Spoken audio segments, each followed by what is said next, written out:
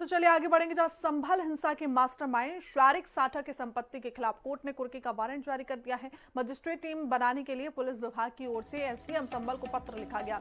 ऐसे में टीम का गठन होने के बाद कुर्की की तारीख तय की जाएगी। संभल एसएसपी उत्तरी कुलदीप सिंह ने बताया कि संभल हिंसा का मास्टरमाइंड शारिक साठा थाना नखासा क्षेत्र के मोहल्ला दीपा सराय के पजाया में घर है उसका। धारा 84 के अंतर्गत न्यायालय से नोटिस जारी किया गया है। समय सीमा के अंदर न्यायालय में पेश नहीं होने के कारण न्यायालय में पेश नहीं हुआ तो अब संबंधित न्यायालय से कुर्की के वारंट जारी किए गए हैं। तो ये बड़ी अपडेट फिलहाल इस वक्त हम आप तक साझा कर रहे हैं। और ऐसे में आपको बताते चले कि संभल हिंसा केस के मास्टरमाइंड पर अब जो शिकंजा है वो कसता हुआ नजर आ रहा है। शारिक साठा की संपत्ति अब जब्त होगी। और ऐसे में आपको बताते चले कि संभल हिंसा केस के मास्टरमाइंड पर जो शिकंजा है वो कसता हुआ नजर आ रहा है। शारिक साठा के विरुद्ध जो हमारी विवेचनाएं चल रही हैं और जो उसकी गिरफ्तारी का प्रयास हम लोग के द्वारा किया जा रहा है स्थानीय पुलिस के द्वारा, उसमें अभी विवेचक के द्वारा एक प्रकरण में इनकी जो नखासा क्षेत्र में थाना क्षेत्र में जो घर है उसकी कुर्की का आदेश जो है वो सक्षम न्यायालय से प्राप्त किया गया है और उसमें जो है अग्रिम जो है वो कार्रवाई प्रचलित है। इसमें डेट निर्धारित करके और टीम गठित करके जो कुर्की की कार्रवाई है वो यथाशीघ्र जो है वो पूर्ण की जाएगी। तो संभल हिंसा में जो मास्टरमाइंड था उस पर अब एक्शन तेज होता हुआ नजर आ रहा है। शारिक की मंशा क्या है वो उजागर हो चुकी है और ऐसे में अब मास्टरमाइंड का जो घर है वो कुर्क होगा। तो ये बड़ी अपडेट हम इस वक्त आप तक साझा कर रहे हैं। दुबई भागने का शक है और ऐसे में बता दें कि 24 नवंबर 2024 को जामा मस्जिद में सर्वे के दौरान हिंसा हुई थी। ये पूरी डिटेल हम आपको बता रहे हैं, जहां पथराव, फायरिंग और आगजनी की घटनाएं हुई। बिलाल, नईम, फैक और आयान की गोली लगने से इस दौरान मौत हुई। हिंसा के बाद एसआईटी ने प्रभावित क्षेत्र में सर्च अभियान चलाया। पाकिस्तानी कारतूस और विदेशी तमंचे भी इस दौरान पुलिस को बरामद हुए थे। तो वहीं हथियारों की सप्लाई शारिक ने गुलाम और मुल्ला अफरोज से कराई थी और ऐसे में दोनों आरोपियों को पुलिस पहले ही गिरफ्तार कर जेल भेज चुकी है। तो वहीं अब साठा के खिलाफ 4 लोगों की हत्या के मामलों में प्राथमिकी भी दर्ज करा दी गई है। और ऐसे में आपको बताते चले कि मास्टरमाइंड शारिक साठा पर शिकंजा जो है वो कसता हुआ नजर आ रहा है।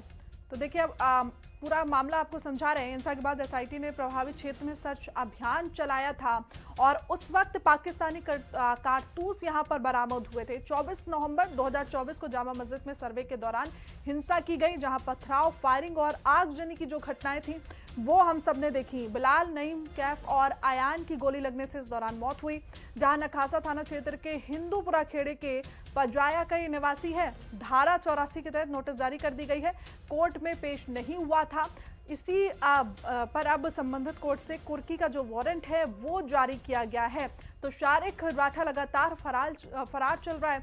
कई बार नोटिस दिया गया, गिरफ्तारी के लिए दबिशें दी गई, लेकिन पुलिस के हाथ कुछ भी नहीं आया। पहले भी वारंट और गैर जमानती वारंट जारी किए गए थे और ऐसे में शारिक साठा साल 2020 से ही भारत से बाहर है। दुबई भागने का शक यहां पर जताया जा रहा है। जेल से छूटने के बाद फर्जी पासपोर्ट बनवाकर फिलहाल दुबई भाग गया है। सबसे बड़ा ऑटो लिफ्टर हर साल करीब 300 गाड़ियां ये चुराता और ऐसे में नखासा थाना क्षेत्र के हिंदूपुरा का ये पूरा मामला बताया जा रहा है। तो दुबई से जो तार है वो जुड़े हुए नजर आ रहे हैं और ज्यादा जानकारी के साथ हमारे सहयोगी अरुण जुड़े हुए हैं, उनका रुख कर लेते हैं। अरुण, क्या कुछ अपडेट, क्योंकि अब संभल हिंसा का जो मास्टरमाइंड उस पर एक्शन तेज होता हुआ नजर आ रहा है। देखिए, मैं बता दूं कि संभल में 24 नवंबर 2024 को शाही जामा मस्जिद बनाम हरिहर मस्जिद को लेकर जो विवाद हुआ था उसमें 4 लोगों की गोली लगने से मौत हुई थी और 29 पुलिसकर्मी घायल हुए थे। हालांकि इस मामले में पुलिस ने 40 लोगों के खिलाफ नामजद मुकदमा दर्ज किया था और 2700 से अधिक अज्ञात के खिलाफ एफआईआर दर्ज की थी। इसमें सपा सांसद जिया और रेवान बख्श का नाम भी शामिल था। हालांकि संभल हिंसा को लेकर जो पुलिस की जांच में सामने आया, शारिक साठा जो ऑटो लिफ्टर गैंग का उत्तर भारत का सबसे बड़ा मास्टरमाइंड है और उसका नाम सबसे पहले सामने आया था और इस मामले में पुलिस ने उसके 2 जो गुर्गे थे, मुल्ला अफरोज नईम को जो है इस मामले में गिरफ्तार करके पुलिस ने जेल भेजा था।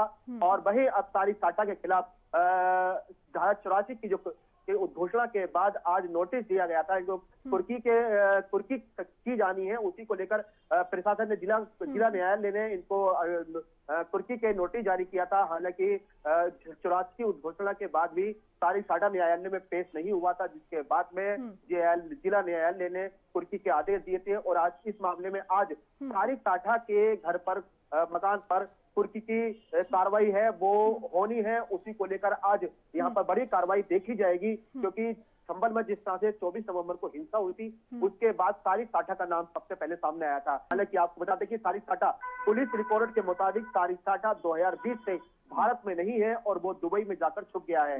हालांकि संभल हिंसा की जो बढ़ती थी उस पर संभल के एसपी कृष्ण कुमार बिश्नोई ने रेड कॉर्नर नोटिस जारी करने की बात कही थी और उन्होंने कहा था कि इंटरपोल के जरिए इसको भारत में लाया जाएगा। फिलहाल सारी साठा की जो संपत्ति है कुर्की की कार्रवाई आज की जानी है। प्रशासन का साफ कहना है कि इसकी जो कुर्की है संपत्ति की कुर्की की जाएगी और इसके अलावा इसको भारत लाने की इसकी पुलिस की तैयारी है। जी बिल्कुल अरुण, जाहिर तौर पर जब वो भारत लाया जाएगा तो तमाम और खुलासे जो होने अभी बाकी हैं वो होते हुए नजर आएंगे, लेकिन अभी कुर्की की कार्रवाई और ऐसे में प्रशासन की मौजूदगी वहां पर नजर आ रही है आपको। देखिए मैं बता दूं कि आज किसी भी समय सारी साठा की जो संपत्ति है वो कुर्की की कार्रवाई आज की जा सकती है। एडिशनल एसपी जो संभल के एडिशनल एसपी उत्तरी कुलदीप सिंह ने बताया है कि सारी साठा की जो संपत्ति है उसकी कुर्की की आज की जाएगी। हालांकि कितने बजे की जाएगी ये आज किसी भी समय की जा सकती है, लेकिन फिलहाल यही माना जा रहा है कि अब से थोड़ी देर बाद सारी साठा की संपत्ति है उसको कुर्क करने की कार्रवाई की जाएगी। जी बिल्कुल अरुण, तमाम जानकारी के साथ आप जुड़े